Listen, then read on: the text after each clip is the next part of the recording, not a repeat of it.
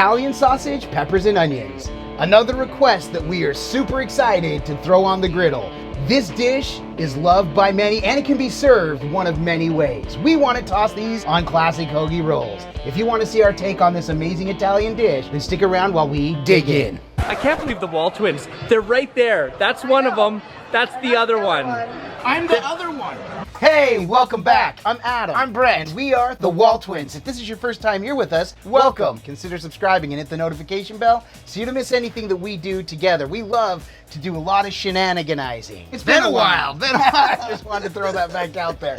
But we also love to cook, and today we've got another banger, and I'm excited. This has been requested not once, not twice. Just 3 times. Just 3 times. No, way more than that. Multiple times, and you know, Brett, I've got to say, it's one that I've never cooked before. So we thought, you know what? There's been enough interest in this. Yes. And we've done enough research, and we've done similar cooks that we think that we can knock this one out as well. The Italian sausage reminds me of those bratwursts we did. However, yes, this is much softer, and it's gonna be a little bit, we're gonna cook it a little bit different. But Brett, why don't you go ahead and get to the groceries? So here we go, looking at the start of the show, we've got these mild Italian sausages we're gonna be throwing down on the Blackstone.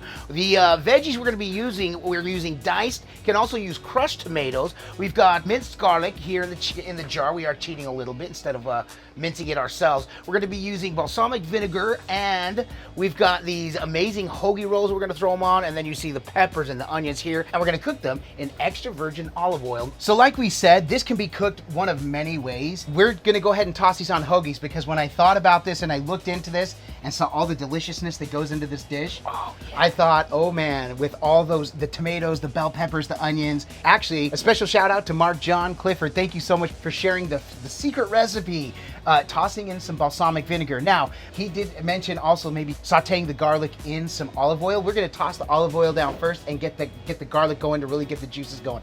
Thank you so much for the little extra secret that we think will help take this to the next level, and we're excited for this cook. You know what, Brett? Let's go ahead and let's get this going. Now, we do have the griddle set to medium-low, as you know, for us, that we like it low and slow. So this is actually more in the low setting. So again, the bottom of low. 35 after the hour. 35 after the hour. Probably about 34 after the hour for being more specific. But that's right about where we are. We'll let this thing come up to temperature. We'll get just a little bit of olive oil down for the sausage to start, but that's it. And then once that browns, we'll move it off to the side and get these veggies going. We'll toss it all together and let that just marinate. All right, Brett, let's go ahead and toss these on. Let's get it going on like Donkey Kong. Let's do it. And again, we're using EVOO for this cook. And we only need a little bit for the sausage. The sausage is also gonna have some natural grease in there, some natural oils. So we'll let that do its thing. We're just gonna lay these links down right here. Now, Adam, yes, sir? not to upset you like I do with the bacon, do you have a preference in which direction I lay these? Let's lay them all down this way. No! Yes. Here, you can do How about this? Don't do that. Don't be that guy. Adam is so specific. Listen, Linda. You gotta be. That a little bit. All right, so now here's the deal. We're hearing some sizzle. We don't want sizzle. So I'm gonna bring this all the way down to low. The idea is to cook and brown these. Now, we may not be able to help it at all because of the way the griddle is, so I'm gonna pull this off the direct heat. For now, let this cool down just a little bit. They've got some oil there, and then we'll just keep rotating those.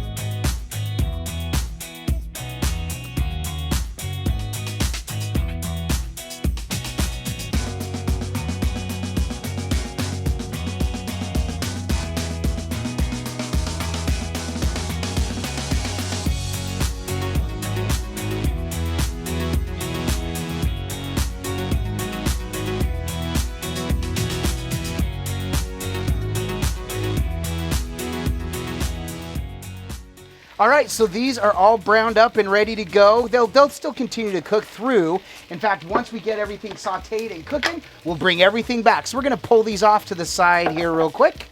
And let's go ahead and get the veggies going. Okay, so the first things first. They smell amazing. So first things first, Brett's gonna lay down our olive oil. There we go. And we're gonna toss in Garlic the first. garlic first. Now what we wanna do, now this does call for garlic slices. I'm not a big fan of chunking right into garlic. So we've got just about 2 tablespoons worth of garlic. A teaspoon worth of garlic. Oh, that smells so good. And all we're doing is just getting that browned up. As soon as it's brown, we're gonna go ahead and toss in the vegetables. We don't want this to get dark.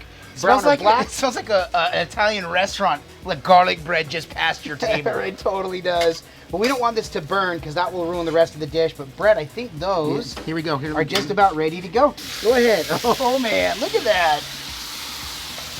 Okay, so there's our peppers and onions. Oh man. And then these diced tomatoes and oh golly. Do you smell that? Yeah, I do. I want to eat the air.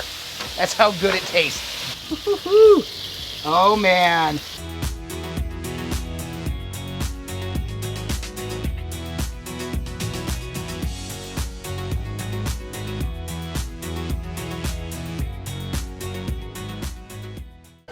Let's introduce the sausage to peppers and onions.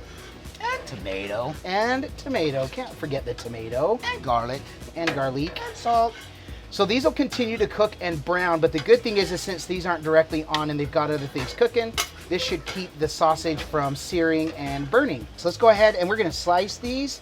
I typically don't like to cut on the Blackstone, but I've got a knife sharpener, so I'll make sure and sharpen this up after the cook. This is cutting right through. This is the Farberware self-sharpening EdgeKeeper knife. We love these. We actually have an affiliate link down below to Amazon. Now, I know cutting it this way isn't for everyone. The reason I want to do this is I want to get a little crisp on some of these edges. If we don't, that's okay. But this will make it easier for building the hoagie rather than having like big hot dogs. This will just make a nice dish where you can get a lot of those peppers and some of this sausage in just about every bite. I already know I'm going to catch some flack for cutting on the Blackstone. Originally, when I had my Blackstone, I thought the whole purpose was to protect the seasoning that, I'm going to cut through there. That doesn't matter. A few coats of oil are going to take care of that.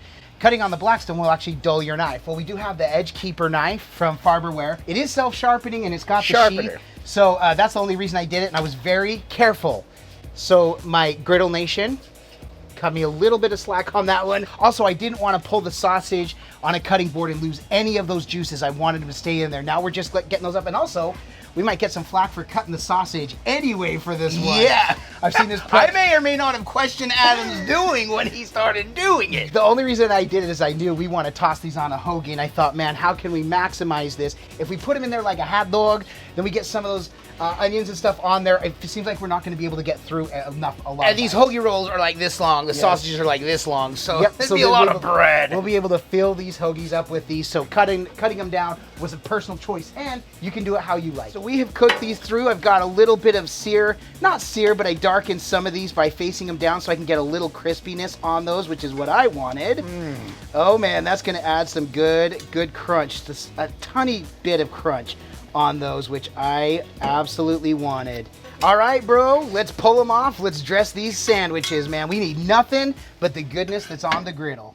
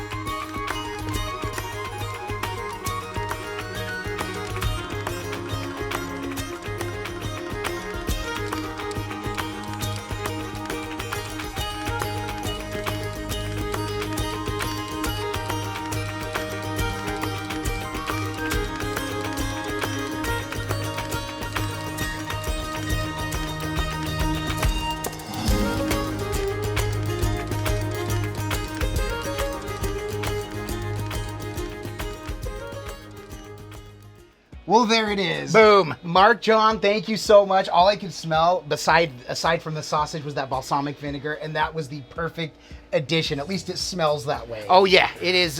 It's gonna be good. I already know it. I'm so excited about this. So again, I did cut those down so we could really load these up. This was the intent. This was the vision I was going for.